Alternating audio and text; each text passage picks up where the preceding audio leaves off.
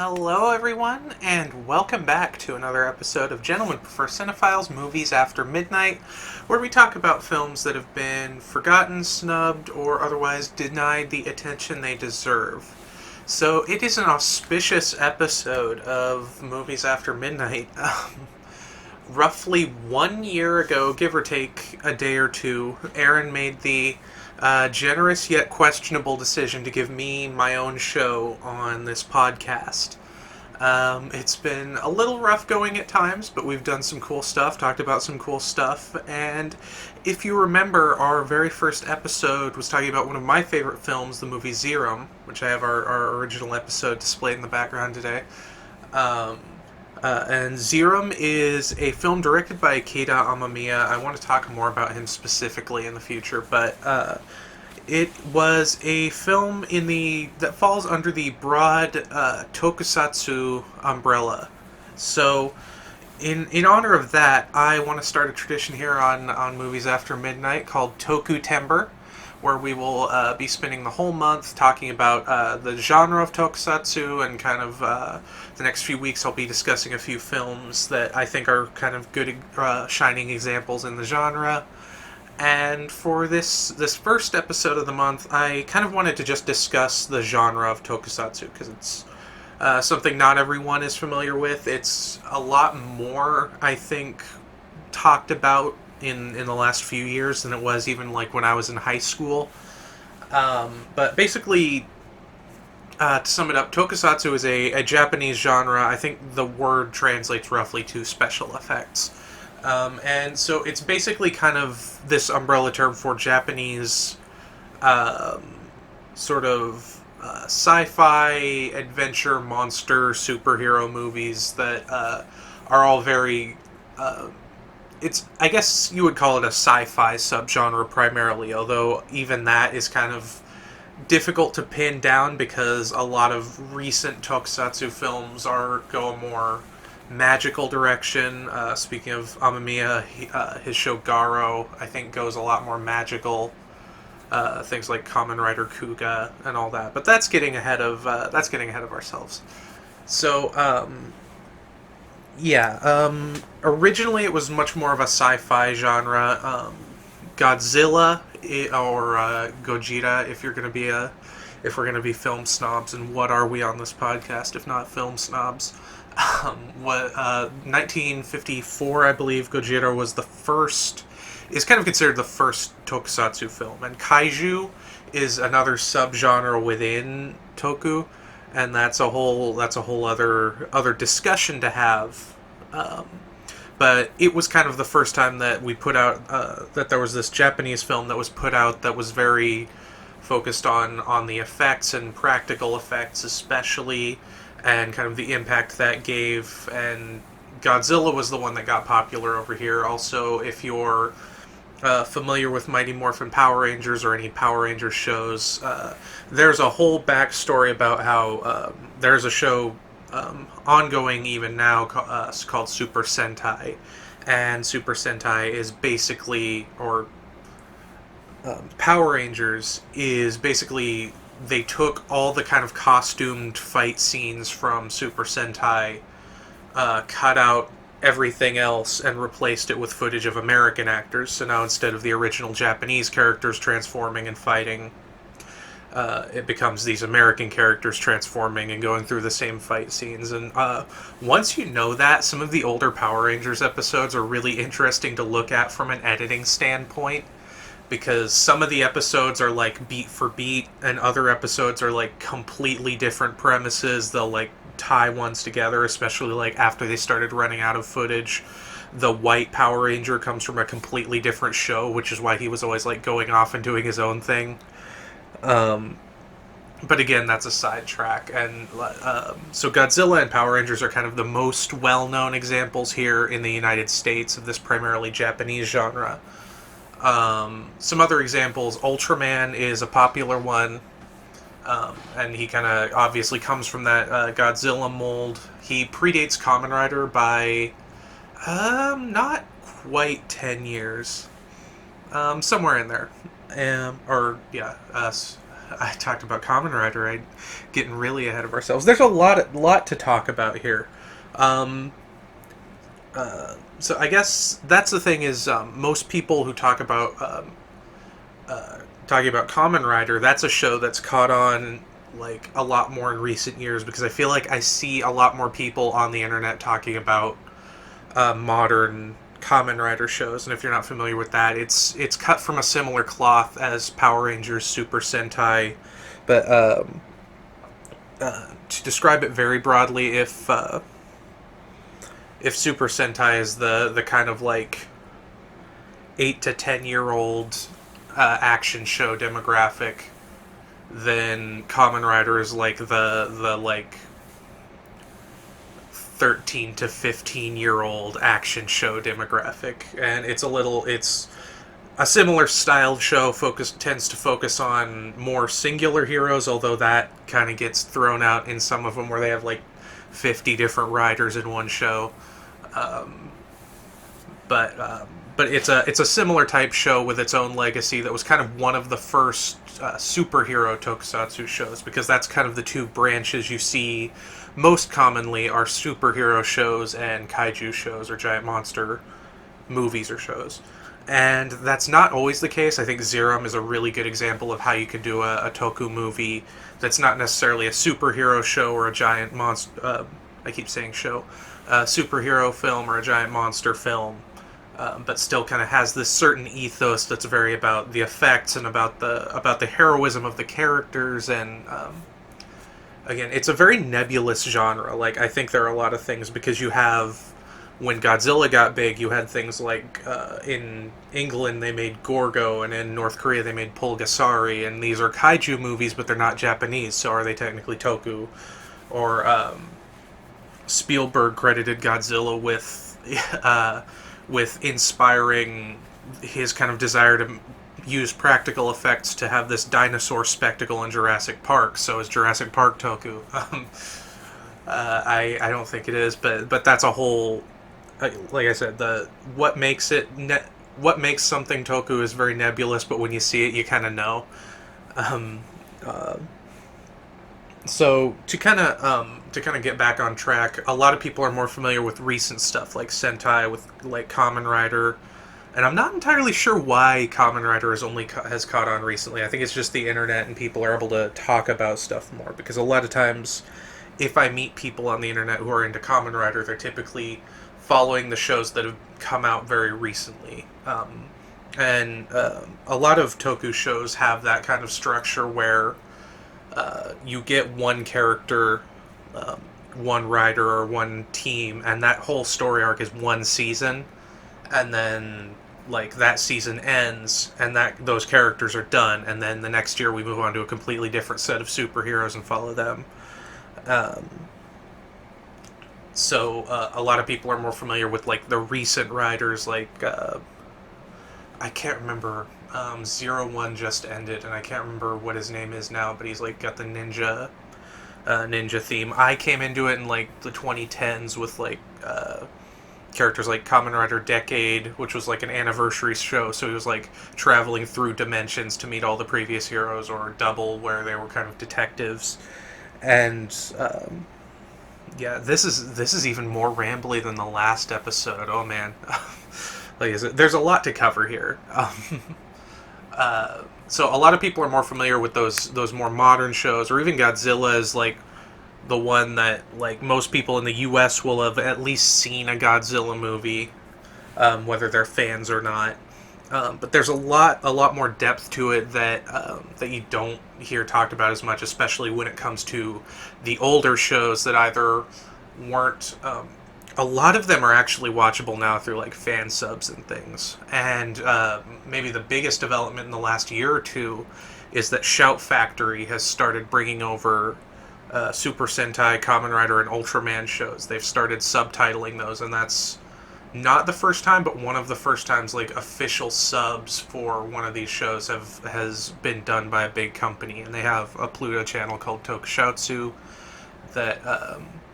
that's kind of finally bringing this stuff into not necessarily the mainstream, but making it a lot more accessible. And I think that's why it's a good time to start this.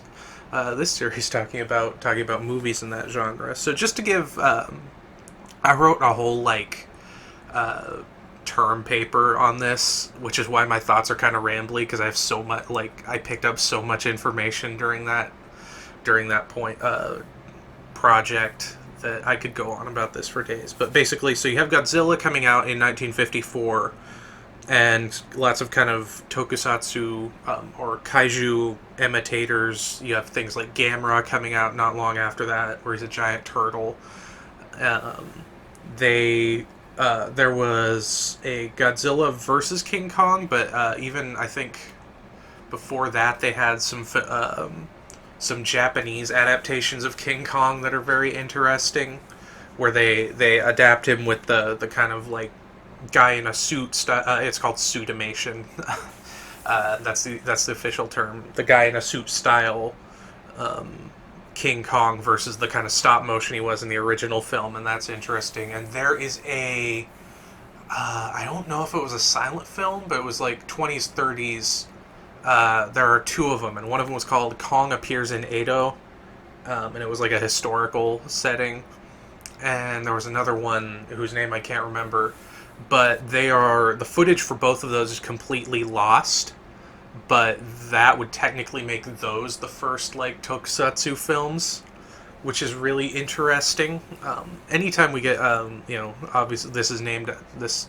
If you know the origin of this podcast's name or this show's name, then you know like films that have been lost to time are a really fascinating subject. But to get back on track, so you have Godzilla, you have lots of kaiju, and on a few years after that, you have the Supergiant films, and those were these kind of tokusatsu kind of ties into this era of like 50s ray gun science. You have things like what is it, Them, or the Blob, and that kind of like science aliens gone mad kind of genre of sci-fi. But it's done in a very different, a very Japanese way. And again, a lot of this is very hard to like describe to you with words, but you know when you're watching it. And I think that's kind of why I want to talk about this genre, because there's like an ethos to it that's just very different. There's like, I think even back then in the U.S. we have this tendency to kind of be ironic about everything we do, or if not ironic, at least kind of tongue-in-cheek. And with a lot of these Japanese films, they will commit to these very like outlandish sci-fi premises and do them in this very earnest way that like you're willing to believe that this totally absurd thing is happening, no matter, even in spite of how goofy it is, if you're willing to just kind of like give that to the film and let it take you in. And a lot of times if you watch it with dub, the dub kind of like takes away from that, because and I won't, judging performances across language barriers is always a really weird thing to do, but I think a lot of times, because it has its roots, Toku films have their roots in these kind of B-movie, this B-movie genre, or at least what's thought of as B-movie over here. We tend to kind of side-eye a lot of these movies, or look at them with kind of tongue-in-cheek, and I think there's a lot to learn. So that's what this whole Movies After Midnight is about. So you have films like Supergiant, which is about this, he's kind of a vaguely defined superhero from space who fights terrorists and aliens, and alien terrorists, depending on the film, who became very popular. And you have, what is it, Warning from Space, I believe, where there's like these star aliens coming in. And you have a lot of Supergiant. If you're Mystery Science Theater fans, both Space Chief and Prince of Space were Supergiant knockoffs, and so that's a whole other discussion to get into. But the Supergiant films, only a couple of them have made it over here, and they were really like chopped up and dubbed and drastically altered, so it's almost not the same movie. But they had this. They were kind of the originators of some of the more getting toku films out of the giant monster mold and into this kind of sort of using the same ideas of like these practical effects and these outlandish premises, but doing them on a smaller scale. And I think there's a lot, sort of like over here, how you see a lot of those films about aliens infiltrating America, like ties into paranoia at the time about communism or whatever. In Japan, a lot of times you see these heroes are fighting these terrorist cells that have kind of like Nazi undertones to them, and a lot of them, like once you start looking into that, they almost read like this really interesting meditation on kind of like where is Japan going after World War II, where they're like kind of trying to trying to create this new identity that post-war Japan would eventually kind of grow into, but still aware of kind of what was done during the war and the fact that those sentiments still exist. And it's processed in a very comic book way, but I've heard it said in film circles that Japan never really processed what happened in World War II, and that's maybe true to some extent, but I do think there were a lot of meditations and a lot of discussions about it, even if they were only done in that manner, where it was kind of like subtle and not surface level, but like they didn't delve into it, but it was there, and I think that's really cool and really important to discuss.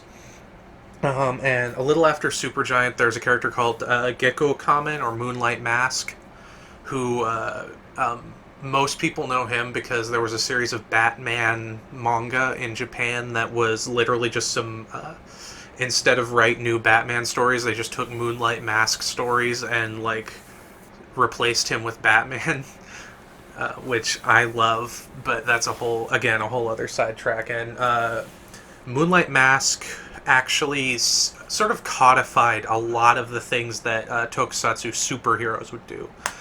Because again, Toku doesn't have to be about superheroes, but superheroes are a pretty huge chunk of kind of the style of this genre. Excuse me.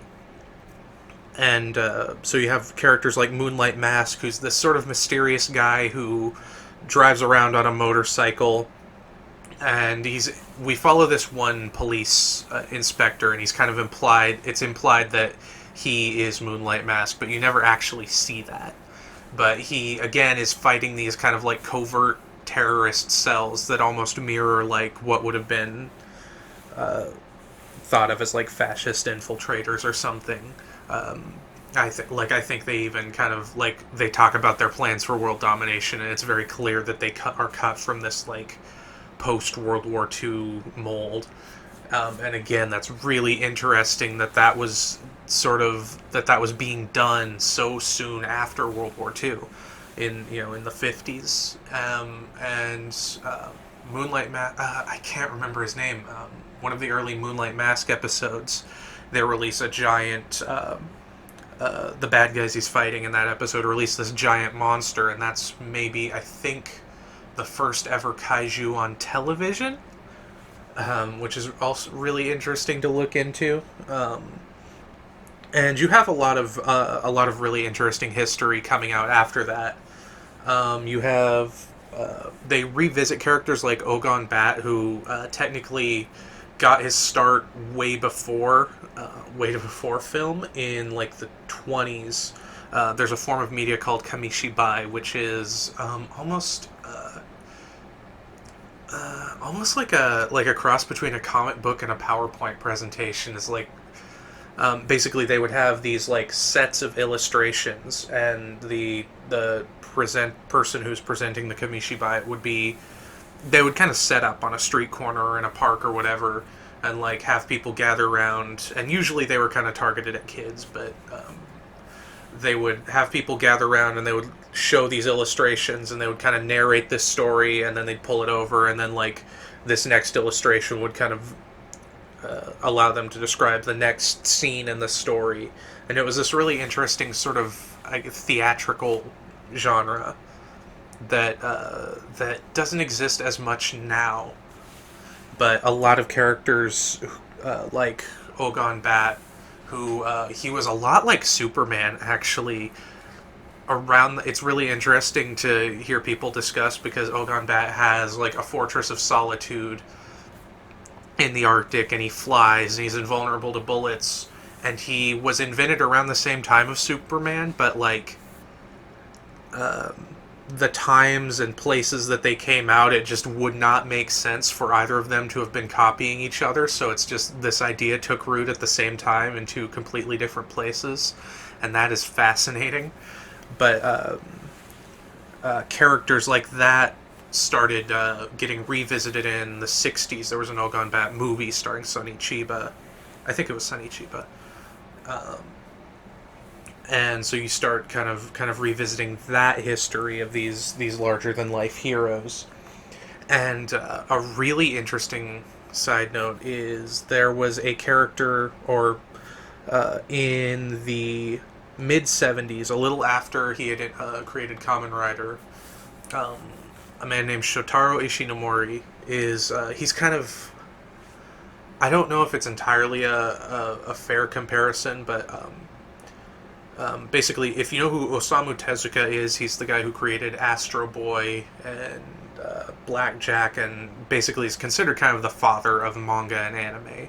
Like he was very influenced by Walt Disney and sort of started a lot of the things that make manga what manga is today. And Ishinomori studied under Tezuka, and so if you could consider Tezuka kind of the Walt Disney of Japan, I think Ishinomori is almost like the Stan Lee of Japan.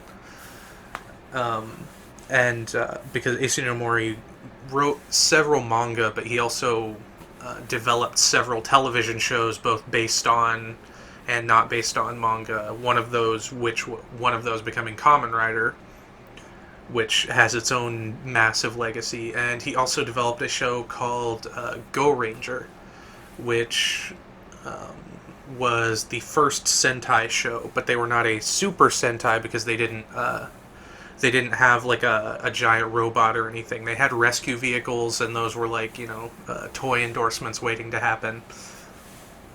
But it was not until a few years later when Marvel contacted Toei, no, Toho. Marvel contacted Toho, and basically they struck up this deal that was originally planned as like Spider-Man came first. So they struck up a deal to cross-promote several Marvel ideas into Toei shows, and the first of those was Spider-Man. You'll hear this called Japanese Spider-Man, or Spider-Man sometimes, just to distinguish him, because he really is a separate character. His backstory: he's not Peter Parker. He was given his powers by an alien from this like spider planet. He introduces himself as the emissary of hell, but he changes into the Spider-Man costume. His powers are pretty much the same. He shoots webs. He has these kind of bracelet-y things. But because things like Gundam and stuff were becoming popular, they gave Spider-Man, this version of Spider-Man, a giant robot called Leopardon. And as kind of goofy and nonsensical as that is to a lot of people, they brought the Japanese Toku Spider-Man back in one of the recent Spider-Verse comics, where the Spider-Verse brought together all these Spider-Men to fight this one bad guy, and during one of the fight scenes, Toku Spider-Man comes in with this giant robot, and it's a really cool moment, just because of the kind of acknowledgement of this like cross-cultural pollination that you never thought you would see or hear from again. And I think it kind of shows the impact and the relevancy of these Toku shows even today, that they're still being acknowledged in modern Marvel comics. In the preview for Spider-Verse 2, one of the logos we saw, or the teaser for Spider-Verse 2, one of the logos we saw actually matched up with his logo. So we're thinking we might see him in that movie. We'll see. But basically, because of this giant robot, it was actually Spider-Man with his robot was actually pretty popular as far as toy sales and people watching the show at the time. So it was decided that they would start introducing giant robot fights into these Toku superhero shows, and that had massive ripples. Kind of, again, if you've ever watched Power Rangers, the whole Megazord concept, and so they created another show that was initially going to be an Avengers series, and it turned into something else entirely, where you had they were going to have Captain America leading a bunch of other captains. There was going to be like a Captain France and a Captain Africa and all this, and it kind of got reworked into I can't remember the name now, but it became a another Sentai show where Battle Fever J, that was what it was called, and you have one character. I think her backstory is that she's like Japanese American, and her character is Miss America. And they have like the full helmet masks that Sentai usually have, but hers has like hair molded onto it, and it's kind of uncanny. But then you had Battle France, Battle Kenya, Battle Cossack, and they were characters that represented kind of characters from across the world. And that show was produced by Marvel, and I think Marvel produced at least a couple other Super Sentai shows after that, until the licensing kind of wore down and it became a purely Toho thing. It just, yeah. I get Toho and Toei confused a lot. They just, the names. And so years later, you have Stan Lee trying to bring Super Sentai to the U.S., and he produced like a pilot for what would have been a dub of one of the 80s Sentai shows, and that didn't get picked up. And then Haim Saban shows up and tries to get another pilot picked up, and that didn't quite work.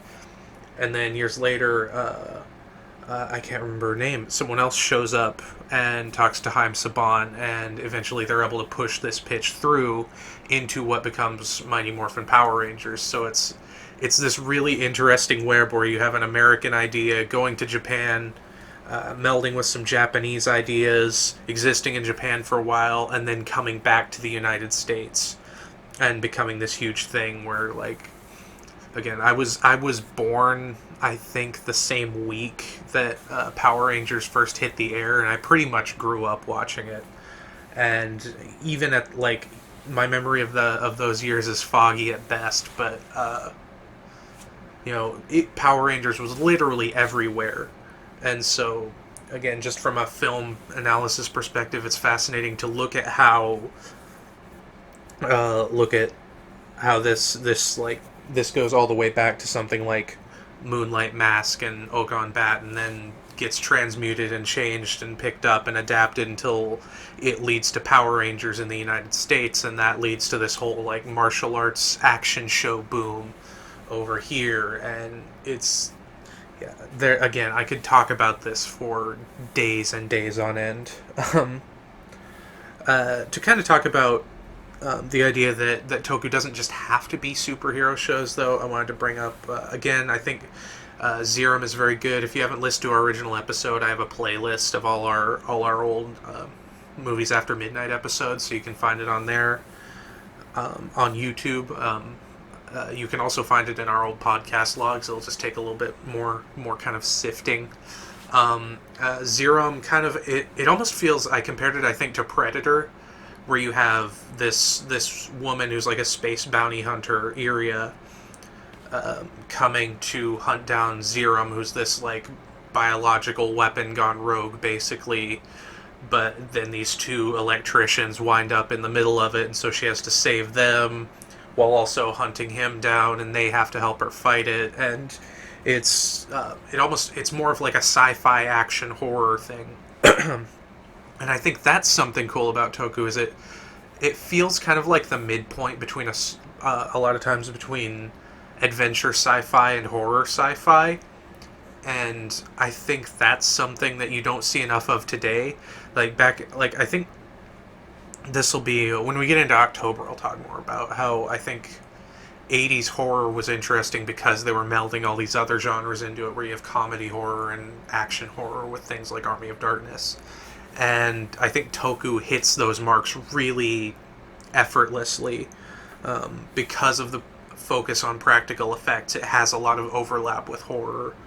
And again, Zerum's director did special. He directed a couple of Kamen Rider movies, but before he directed one, he did special effects on the film Kamen Rider Shin, which is sort of a polarizing Rider movie because it was during the kind of apocryphal time when Kamen Rider went off the air in '87, I believe, and we didn't get a full Kamen Rider show again until 2000 with Kamen Rider Kuga.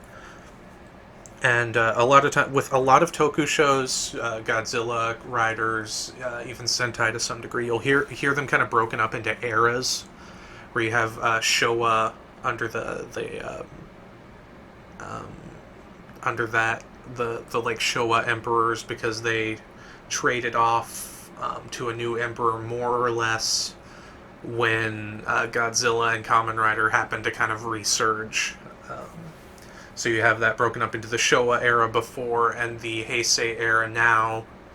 And now even we're getting into the Neo Heisei era where like we're still under the same political environment, but like the tone is very different.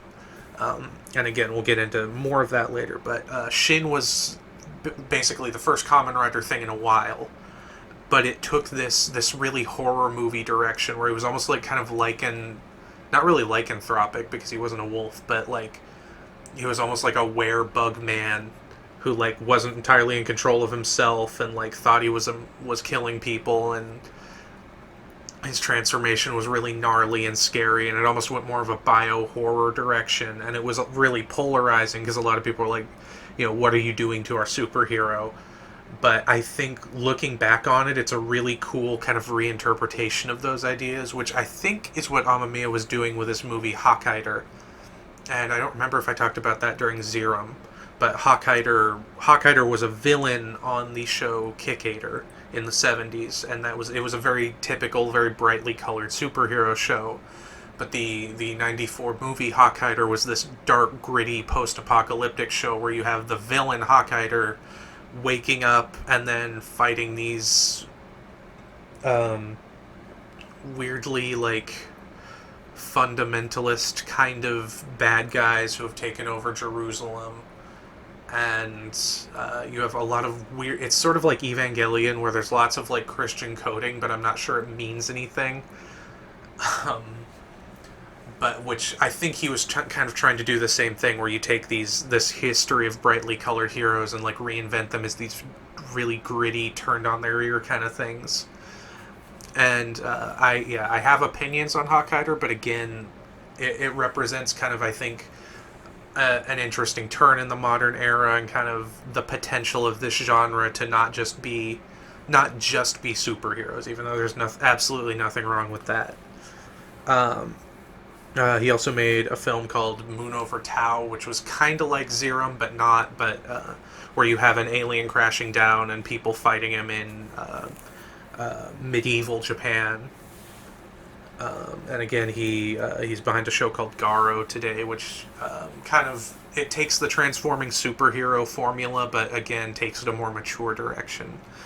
And again, you have movies that are kind of in the gray area. There was a Toho Dracula trilogy, which I don't know if it technically qualifies as Toku, but I think it definitely, again, they kind of stem from the same tree at the very least, where you have these Japanese filmmakers going for more kind of outlandish premises. And I think that's the thing about Toku for me, is it provided me a way to kind of get my foot into the world of Japanese cinema. So when I start watching these, they're like dramas or straight up Japanese horror films or whatever, it gives you some experience with sort of the coding and the style of it, but because there's this very, very clear superhero style to it, it's pretty easy to kind of interpret and understand right away. And I think that's from a film studies perspective, I think a lot of the value of toku films comes from that. And again, like, not just the superheroes, but like the kaiju films where you have like monsters representing these abstract ideas of nuclear destruction or of pollution or what have you. And it's ideologically very clear, but that's carried through very earnestly, so it doesn't feel cheap or hackneyed in any way. Like they're just making their statement very clearly, and as someone coming in from the outside, it's very easy to like sit down and be like, okay, that's what they're getting at here. So that's kind of my very rambling introduction to the genre of tokusatsu. There's a lot to cover, and I'm going to try to give us a good spread as we look at some stuff this month. We will be talking about Kamen Riders just because I think they're one of the shining examples of the genre again. We will definitely talk about kaiju films and kind of what they represent and how they're. I think kaiju films are even interesting to talk about now because you have. With Godzilla becoming such a big part of American popular culture, I actually have a friend in England who talks about how he's like a huge Godzilla fan, and over there Godzilla isn't half as like well known or like watched as he is over here. And when the Godzilla Criterion Collection came out, he was so excited because so many of these movies had never been available in England before. And that's actually kind of a good segue into what I'm talking about is I think Godzilla, the Godzilla films being the 100th, it was the 100th Criterion. If you're not familiar with the Criterion Collection, they're I mean, this is a podcast for film people, so you probably are. But if you're not, the Criterion Collection was, I think it used to be Janus Films, but they basically preserve and publish sort of this curated collection of films that are preserved for being really notable and important. And so, Criterion doing a Godzilla release for their 100th release, I think means a lot because it's this very respected sort of voice in the film industry looking at these films that have often been seen as kind of cheesy or campy and still saying, yes, these have value, these are important. And that's, again, that's what this whole Movies After Midnight thing is about, and why I want to do this TokuTember thing, to hopefully lend credence to that idea. And now you also have Arrow Video doing the same thing with Gamera, which isn't like Arrow Video isn't necessarily the high class purveyor that Criterion is, but again, like, we're getting a lot of it feels like kaiju movies after kind of having not gone away but not been as at the forefront as they were, are really coming back. So looking forward, it'll be really interesting to see what mark that leaves on popular culture, especially as you have the legendary films, Godzilla movies coming out, and you have Godzilla vs. Kong, and you have Kong Skull Island, which I think was another really good use of kind of these sci-fi premises to talk about, to sort of like, it didn't go too deep, but it did have some interesting things to say about like kind of the wartime setting that it was in. And again, like, it's leaving this really interesting cultural footprint. And as we're kind of returning to that genre, I think it's really interesting to look at where a lot of these things came from that people might not even realize came from somewhere outside of that Hollywood set of influences.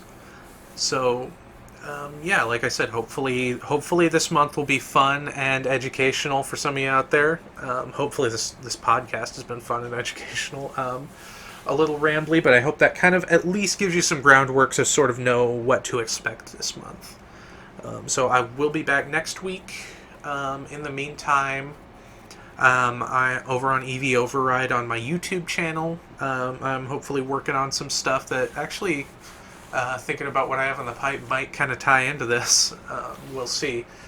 I'm working on some stuff there. We have just started a Twitch channel, or yeah, an EV Override Twitch channel, but currently Erynn and I are playing through a bunch of Resident Evil games. So if you're into watching Twitch streams, you can check us out on Twitch. I'll probably show up on the main podcast at some point. October's on the horizon. So yeah, lots of fun stuff in the pipe. So I hope this held your interest, and I will talk to you again next time. Bye bye.